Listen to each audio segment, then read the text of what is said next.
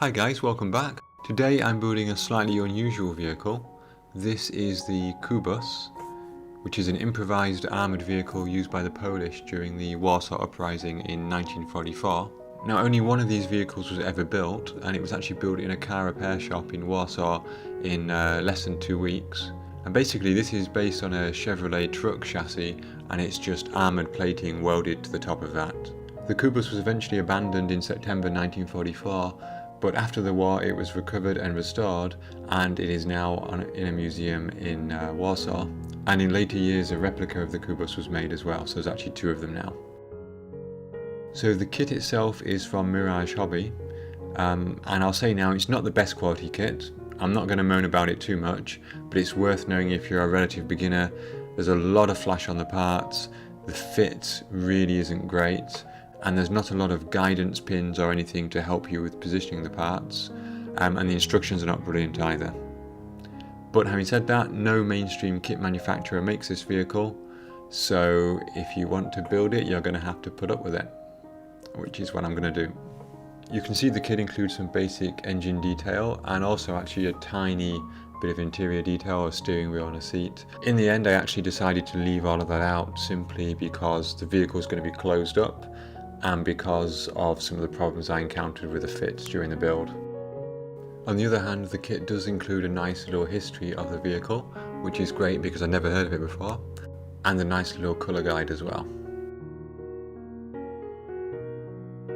So here is just a quick example of why beginners might find these instructions quite difficult. Here in step 4, the two sides of the chassis obviously have a particular orientation. It's actually quite easy to see here on the screen, but on the A5 instruction booklet it's actually quite hard to tell which way up these parts go, and there are no placement guides for any of these 5 parts which go in between these two sides. So you do have to pay careful attention and make sure you get it right. And in fact I found myself jumping backwards and forwards in the instructions, and I think actually I did part of step 5 before I did step 4 just to make sure everything was aligned and so on.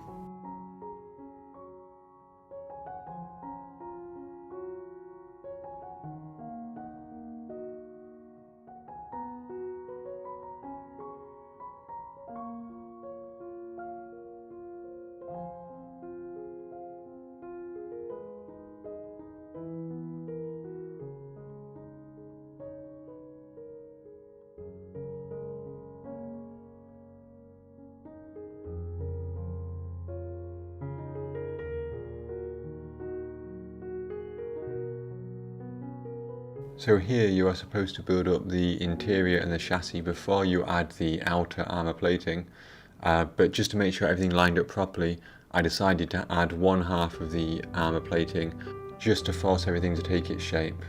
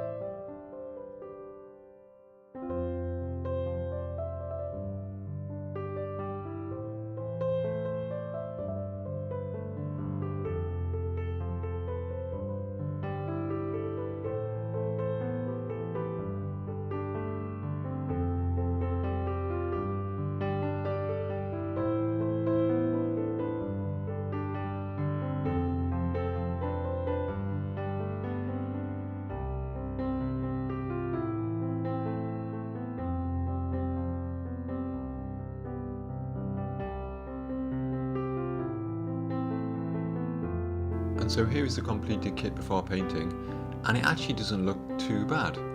There are a few gaps of course, but it's not quite as bad as I thought it was going to be. And once it was given a coat of NATO black, and a little bit of filler here and there, it looks quite nice. Obviously helped by the fact that it's an improvised vehicle, so it would have a bit of a rough appearance anyway. I've also used 2 bits of copper wire for the 2 little sticks at the side of the vehicle that determine the width of the vehicle, basically because when I tried to cut those parts off the sprue they just broke. I gave the kit a coat of a light grey overall. To be honest, I've forgotten what that was. I think it was either neutral grey or possibly RLM grey. And then for the camo I decided to hand paint it, and to me acrylics are not great for hand painting, so I decided to use some Vallejo colour, and this is Vallejo's dark sea grey. When you're painting something by hand, it's good to have the paint just quite thin and make sure you do several layers just to build it up, and I think that's turned out quite nicely. I loosely based this on the reference photos, but I didn't try to copy the camouflage pattern directly, and it seems actually that there's a couple of different versions of the pattern as well.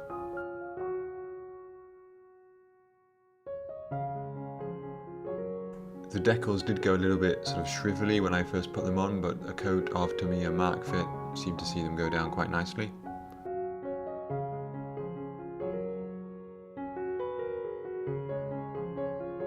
The wheels just require a little bit of drilling out of the holes. I'm guessing because these were based on the original truck colour rather than the camo pattern which was painted over the top. And the tyres need a little bit of cleanup as well.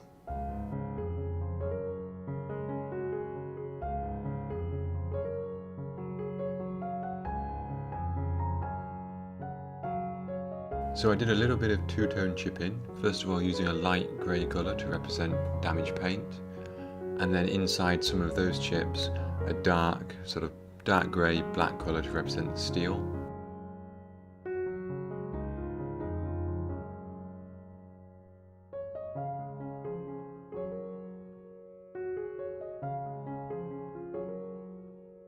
Now at the moment this looks a little bit stark and a little bit overdone, but that will be toned down later with some of the weathering and the varnishes.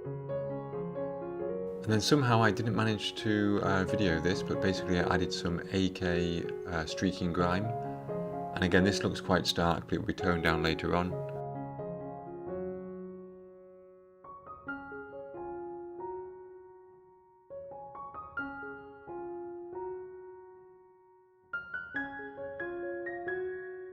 And then to add a kind of dirt effect coming from the road, I put some streaking grime on the bottom edges of the surfaces and just tried to brush them upwards. And then as you fade them and eventually use a little slightly damp brush, you can fade those nicely, and that's the end result.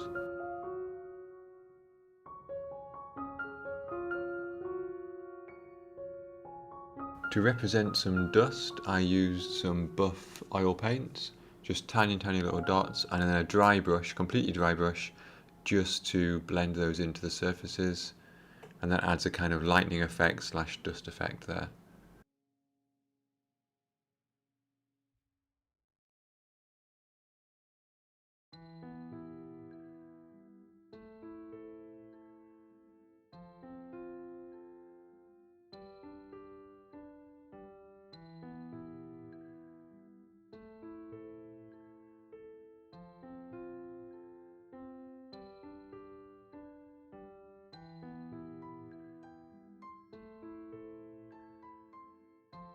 And you can see here where I've gone heavier on the bottom side, the right hand side of the vehicle. You can see that dust effect compared to the other side. And at the rear you can see the same thing. The right hand side has been dusted and the left hand side is clean still.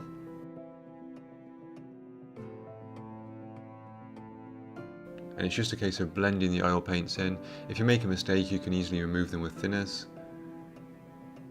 And in fact I did on this panel here. I made a couple of mistakes previously and I just removed them.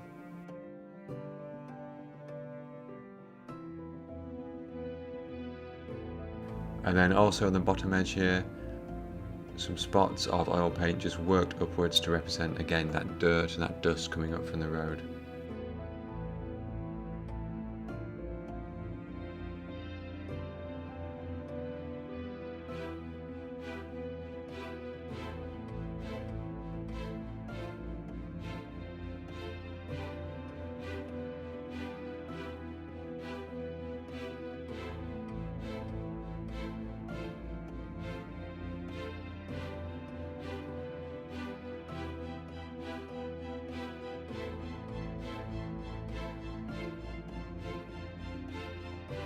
And the nice little trick to get a few streaks is to take a brush dampened with thinners and just run it downwards through the previously applied oil paint. And that just gives the impression of dust that's sort of being pushed away or run down there.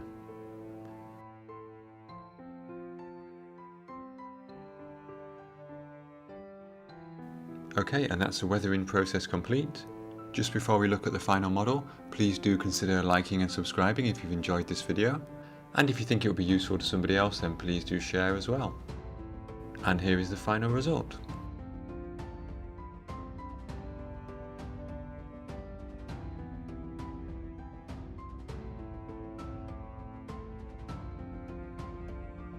So I think that despite being a slightly difficult kit to build, this was quite an interesting model. As I say, it's the only real option if you want to build this vehicle. I'm quite happy with the way it turned out. It's not the best model I've ever produced, but I'm quite happy with these simple results. So as always, thank you very much for watching. I hope you've enjoyed this video. I currently have a few more projects on the bench. I've got a F1 car there, but I'm hoping also to make an update to the HK Lancaster fairly soon as well. So until next time, thank you very much for watching.